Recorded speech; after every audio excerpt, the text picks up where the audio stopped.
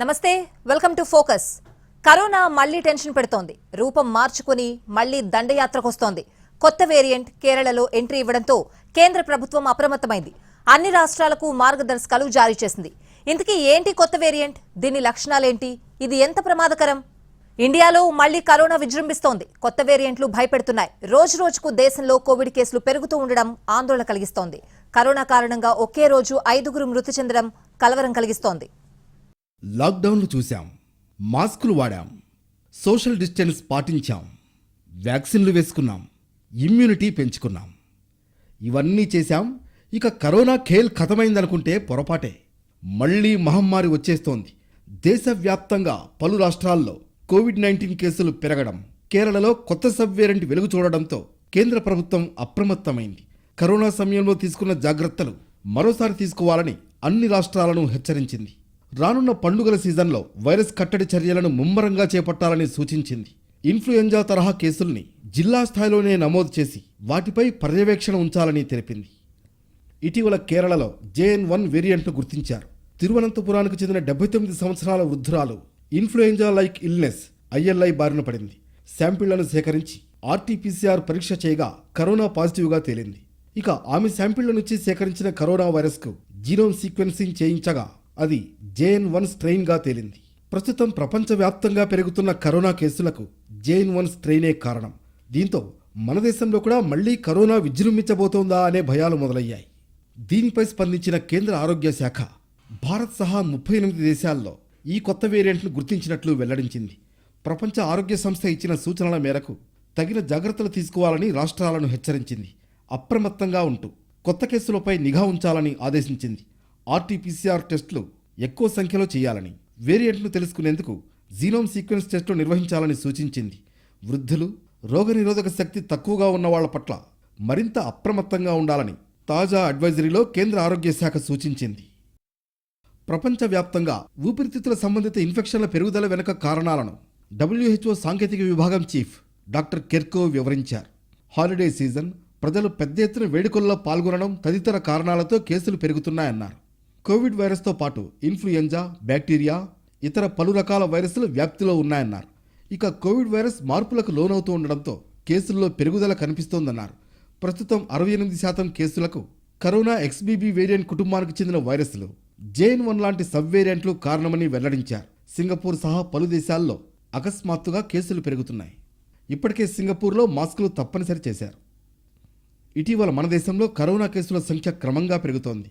సోమవారం మరో 111 కొత్త కేసులు నమోదయ్యాయి. ప్రస్తుతం యాక్టివ్ కేసుల సంఖ్య 1828 దాటిందని కేంద్ర ఆరోగ్య మంత్రిత్వ శాఖ తాజాగా వెల్లడించింది. ఆదివారం 5 మంది కరోనాతో చనిపోవడంతో అంతా ఉలిక్కిపడ్డారు. ఇక సోమవారం మరొకరు కరోనాకు బలయ్యారు. కేరళలో కోవిడ్-19 సబ్ వేరియంట్ అయిన JN1 బయటపడిన తర్వాత కేసులు పెరగడం మొదలైంది. ఇంతకుముందు ఈ వేరియంట్ను అమెరికా, చైనా సహా అనేక దేశాల్లో కనుగొన్నారు. JN1 ఎదుర్కోవడానికి కోవిడ్కు అనుమతించిన అన్ని రకాల వ్యాక్సిన్లు వాడొచ్చని ప్రపంచ ఆరోగ్య సంస్థ తెలిపింది. అయితే కొత్తగా నమోదవుతున్న కేసుల్లో ఎంతమంది JN1 బారిన పడ్డారనేది స్పష్టంగా తెలియడం లేదు. ఇన్ఫ్లుయెంజా తరహా లక్షణాలతో బాధపడుతున్న వారికి పరీక్షలు చేయగా కరోనా కేసులు వెలుగు చూస్తున్నాయి.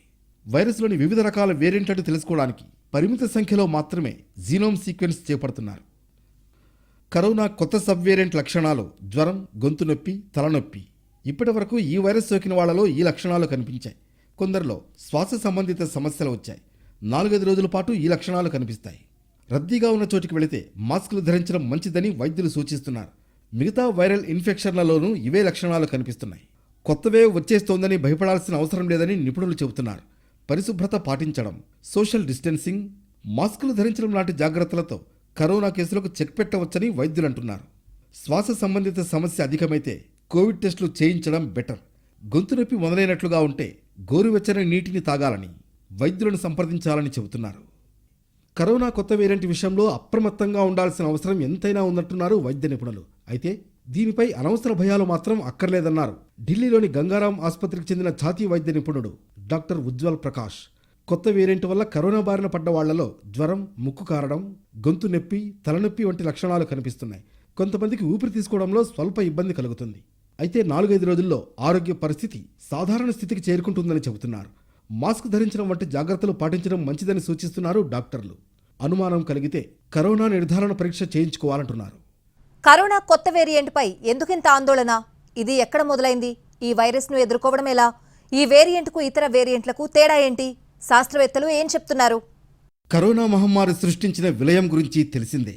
ఆ పేరు వింటేనే వెన్నులో వణుకు పుట్టుకొస్తోంది ప్రజల్లో. అలాంటిది మళ్లీ కరోనా రిపీట్ అంటేనే బెంబెలెత్తిపోతున్నారు జనాలు. అందులో ఎలాంటి సందేహం లేదు. కోవిడ్లో కొత్త వేరియంట్ పేరు JN.1. ఇది తీవ్ర ఇన్ఫెక్షన్కు కారణమవటమే కాదు, ప్రస్తుత టీకాలకు లొంగదు కూడా. అందుకే శాస్త్రవేత్తలు దీనిపై ఆందోళన చెందుతున్నారు. JN.1 వైరస్ రకాన్ని 3 నెలల క్రితం లగ్జంబర్గ్లో తొలిసారి గుర్తించారు. అనంతరం ఇంగ్లాండ్, ఐస్లాండ్, ఫ్రాన్స్, అమెరికా దేశాలకు వ్యాపించింది. ఇది XBB 1.5, HV1 వంటి కోవిడ్ వైరస్ రకాలకు చెందినదే అయినా దీనిలో చాలా తేడాలున్నాయి.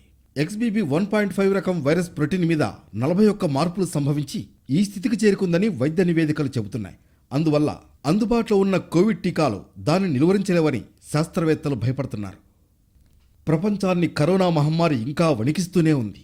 ప్రపంచవ్యాప్తంగా కరోనా కేసులు తగ్గుముఖం పట్టినప్పటికీ ఈ వైరస్ ముప్పు ఇంకా తొలగిపోలేదు. ఈ వైరస్కు చెందిన వివిధ వేరియంట్లు ప్రజల ఆందోళనను పెంచుతూనే ఉన్నాయి. Centres for disease control and prevention CDC తెలిపిన వివరాల ప్రకారం కరోనాకు చెందిన ఈ sub variant Omicron sub variant BA.2.86 వంశానికి చెందినది. దీన్ని పిరోలా అని కూడా అంటారు. శాస్త్రవేత్తలు వెల్లడించిన వివరాల ప్రకారం JN.1, BA.2.86 మధ్య ఒకే ఒక మార్పు కనిపిస్తోంది. అదే స్పైక్ ప్రోటీన్లో మార్పు.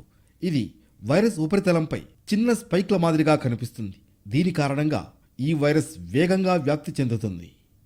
CDC ప్రకారం ఈ కొత్త సబ్ వేరియంట్ నిర్దిష్ట లక్షణాలు ఇంకా పూర్తి స్థాయిలో కనిపించలేదు. కాబట్టి దాని లక్షణాలు COVID-19కు చెందిన ఇతర వేరియంట్లకు ఎంత భిన్నంగా ఉన్నాయో నిర్ధారించడం కష్టం. అందుకే కరోనా సాధారణ లక్షణాలే దీనిలోనూ కనిపించవచ్చంటున్నారు. జ్వరం, నిరంతర దగ్గు, త్వరగా అలసిపోవడం, జలుబు, అతిసారం, తలనొప్పి మొదలైన వాటి విషయంలో జనం అప్రమత్తంగా ఉండాలని వైద్యులు సూచిస్తున్నారు.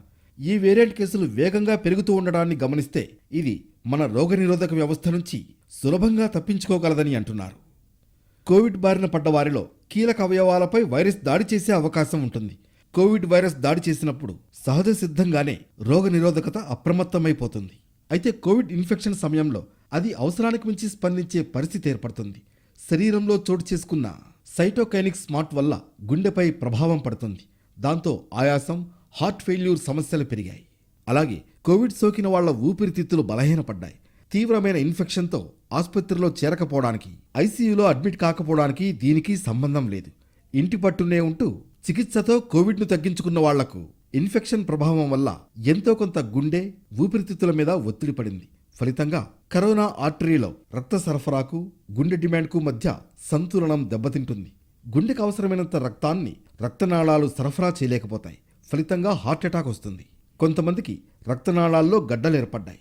ఇవి అకస్మాత్తుగా పగలడం మూలంగా, కోవిడ్తో రక్తం చిక్కపడడం మూలంగా రక్తపు గడ్డలు త్వరగా ఏర్పడి గుండెపోటుకు గురయ్యే అవకాశాలు పెరుగుతాయి. ఇలా కోవిడ్ పాండమిక్ వల్ల హార్ట్ ఫెయిల్యూర్, హార్ట్ అటాక్స్ క్రమేపీ పెరిగాయి. కోవిడ్ సమయంలో చాలామంది కొవ్వు ఎక్కువగా ఉండే ఆహారాన్ని తీసుకున్నారు.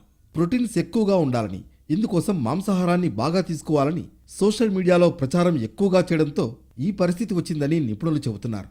చాలా మందిలో శరీరంలో కొలెస్ట్రాల్ స్థాయిలు విపరీతంగా పెరిగినట్లు గుర్తించినట్లు వైద్యులు చెబుతున్నారు.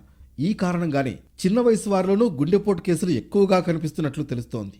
అంతు చిక్కని కోవిడ్ వైరస్ శరీరంలో ఎలాంటి ప్రభావం చూపిస్తుందో ఇప్పటి వరకు ఎక్కడా సరైన ఆధారాలు లభించలేదు.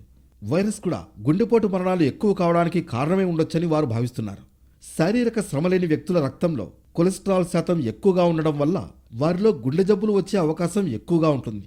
మధుమేహ వ్యాధి గుండె రక్తనాళాలను దెబ్బతినేట్లు చేయడం వల్ల కూడా గుండె జబ్బులు రావచ్చు.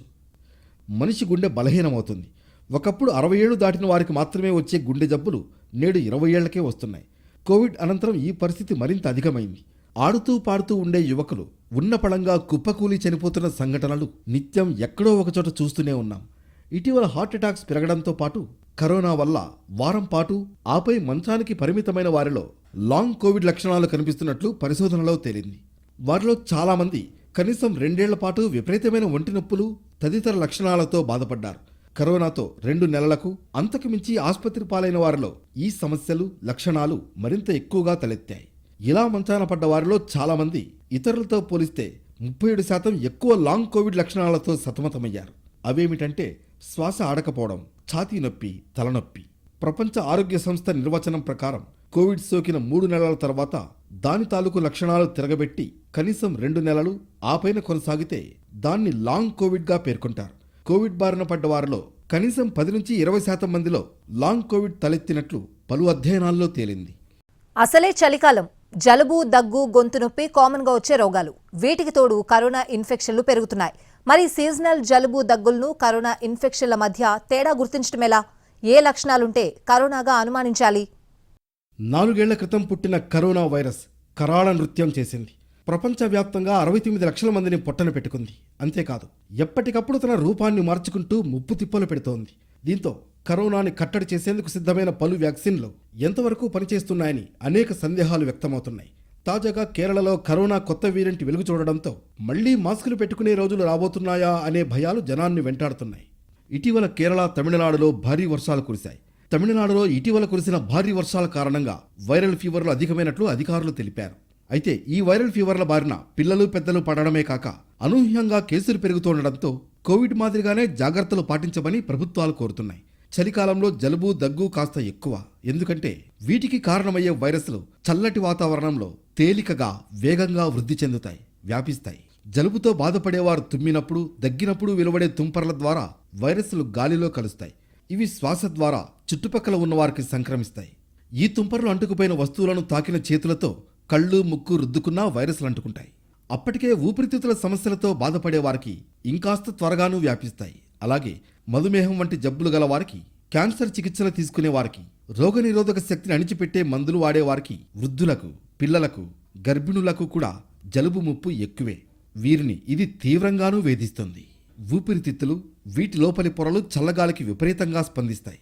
పొడి వాతావరణం మూలంగా గాలిలో దుమ్ము, ధూళి ఎక్కువగానూ కలుస్తుంది. దీంతో అలర్జీ, ఆస్తమా, సిఓపిడి బాధితులకు దగ్గు, ఆయాసం వంటి ఇబ్బందులు తీవ్రం కావచ్చు. కొందరికి వైరల్ ఇన్ఫెక్షన్లు, బ్యాక్టీరియా ఇన్ఫెక్షన్లకు దారితీయొచ్చు. మామూలు జలుబు చాలా వరకు దానంతటదే తగ్గుతుంది. తగినంత విశ్రాంతి తీసుకుంటే సరిపోతుంది. 2-3 రోజులైనా జ్వరం తగ్గకపోయినా, జ్వరం తీవ్రంగా ఉన్నా వెంటనే డాక్టర్ను సంప్రదించాలి. ముఖ్యంగా వృద్ధులు, పిల్లలు, గర్భిణులు నిర్లక్ష్యం చేయొద్దు. శ్వాస సమస్యలతో బాధపడేవారు రోజులో ఎప్పుడైనా గోరువెచ్చటి నీళ్లు తాగడం మంచిది. చల్లటి వాతావరణం గుండెకు చేటు చేస్తుంది. బయట ఉష్ణోగ్రత తగ్గినప్పుడు శరీరం తనను వెచ్చగా ఉంచుకోవడానికి రక్తనాళాలు సంకోచించేలా చేస్తుంది. దీంతో గుండె ఇంకాస్త బలంగా రక్తాన్ని పంప్ చేయడానికి ప్రయత్నిస్తుంది. గుండె కండరానికి సైతం ఆక్సిజన్తో కూడిన రక్త సరఫరా తగ్గొచ్చు. ఫలితంగా గుండెపోటు వచ్చే అవకాశం పెరగొచ్చు. రక్తనాళాల్లో పూడికలు, అధిక రక్తపోటు వంటి సమస్యలు గల వారికి మరింత ఎక్కువ ప్రమాదం పొంచి ఉంటుంది. కొందరికి ఫ్లూ జ్వరంతో ఒంట్లో నీటి శాతం తగ్గిపోయి రక్తపోటు పడిపోయే ప్రమాదమూ ఉంది. వీరిలో గుండెకు తగినంత రక్తం అందక గుండెపోటు తలెత్తొచ్చు. చలికాలంలో శరీరంలో తలెత్తే హార్మోన్ల మార్పులతో కొలెస్ట్రాల్, రక్తం గడ్డకట్టడానికి తోడ్పడే ప్లేట్లెట్ల సంఖ్య పెరగొచ్చు. దీంతో రక్తం కాస్త చిక్కగా అవ్వచ్చు. రక్తం గడ్డలు ఏర్పడొచ్చు. అవి అప్పటికే కుంచుకుపోయిన రక్తనాళాల్లో అడ్డంకులు సృష్టిస్తాయి. గుండెకు రక్తాన్ని సరఫరా చేసే నాళాల్లో ఇలాంటి గడ్డలు ఉన్నట్లయితే గుండెపోటు తలెత్తొచ్చు. మెదడు రక్తనాళాల్లో అడ్డుపడితే పక్షవాతానికి దారితీస్తుంది. కరోనా, ఈ పేరు వింటే చాలు ఇంకా ఉలిక్కి పడుతూనే ఉంది ప్రపంచం. ఆధునిక ప్రపంచ చరిత్ర ఒక రకంగా కరోనాకు ముందు, తర్వాత అన్నట్లుగా తయారైంది. మరి కోవిడ్ను మించిన వైరస్లు ఇంకా వస్తూనే ఉంటాయని వైద్య నిపుణులు హెచ్చరిస్తున్నారు. వీటిని ఎదుర్కోవాలంటే జీవన శైలి, ఆహారపు అలవాట్లు మార్చుకోవాలని సూచిస్తున్నారు. ప్రస్తుతం అసంఖ్యాకమైన వైరస్లు పరస్పరం పరివర్తనాలు చెందుతూ రూపు మార్చుకుంటున్నాయి. ఊహాతీత వేగంతో విస్తరిస్తున్నాయి. వాటిలో అన్నీ మనకు అంతగా చేటు చేసేవి కాకున్నా కొన్ని మాత్రం చాలా డేంజరస్ అని నిపుణులు హెచ్చరిస్తున్నారు. జీవరసాయన సైంటిస్టులు ప్రస్తుతం కనీసం 25 వైరస్ కుటుంబాలను జాగ్రత్తగా పర్యవేక్షిస్తున్నారు. వీటిలో ఒక్కో దాంట్లో వేలాది విడి వైరస్లున్నాయి. వాటిల్లో ఏదో ఒకటి విపరీతమైన పరివర్తనాలకు లోనై మహామహమ్మారిగా రూపుదాల్చే ప్రమాదం పొంచి ఉందట. పైగా జంతువుల నుంచి మనుషులకు సోకగల వైరస్లను అధ్యయనంలో భాగంగా చేయలేదు. వాటిని కలిపి చూస్తే మానవాళికి ముప్పు మరింత పెరుగుతుందని హెచ్చరిస్తున్నారు. మొత్తం మీద మళ్లీ కరోనా వేరియంట్ కలకలం రేపుతోంది. మన దేశంతో పాటు పలు ఆగ్నేయాసియా దేశాలు ఆంక్షలను విధించాయి. ఫేస్ మాస్క్ను తప్పనిసరి చేశాయి. ఈ దేశాల్లో అంతర్జాతీయ ప్రయాణికులు, స్థానికుల కోసం విమానాశ్రయంలో తప్పనిసరిగా ముఖానికి మాస్కులు ధరించాలని కోరారు. ఈ కఠినమైన చర్యల్లో భాగంగా విమానాశ్రయాలలో టెంపరేచర్ స్కానర్లను కూడా ఉంచారు. ఈ దేశాలు కోవిడ్, ఫ్లూ, న్యూమోనియా, ఇతర శ్వాసకోశ వ్యాధికారక వంటి వివిధ రకాల వ్యాధులను తగ్గించడాన్ని లక్ష్యంగా పెట్టుకున్నాయి.